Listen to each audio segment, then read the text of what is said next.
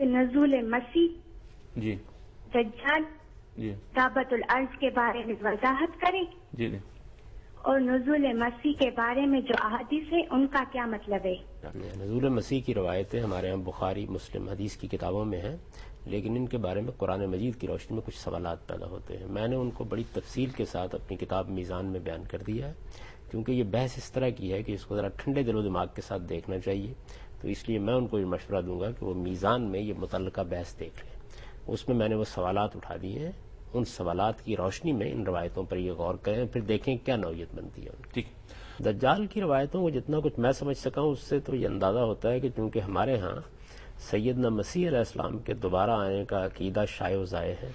یہ یہود کے ہاں بھی ہے،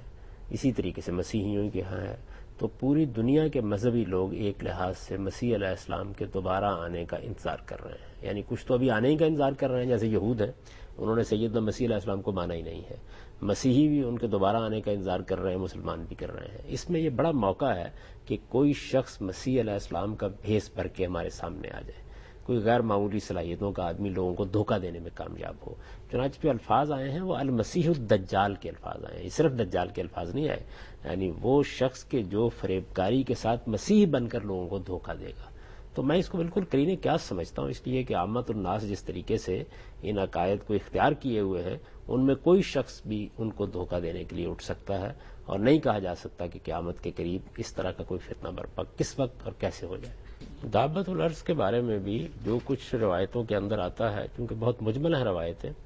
تو خیال یہی ہوتا ہے کہ اللہ تعالیٰ نے تخلیق کے دو پروسیس اختیار کیے ہیں، قرآن مجید سے معلوم ہوتا ہے۔ ایک وہ تھا جس میں زمین سے براہ راست مخلوقات پیدا ہوئی ہیں،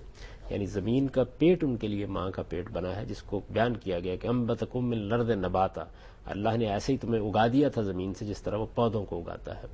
تو یہ صورتحال ایک زمانے میں رہی۔ اب تناسل کا طریقہ اختیار کیا اللہ تعالیٰ نے، یعنی تمام جتنے بھی جاندار پیدا ہو رہے ہیں وہ اس طرح پیدا ہو رہے ہیں۔ بظاہر یہ لگتا ہے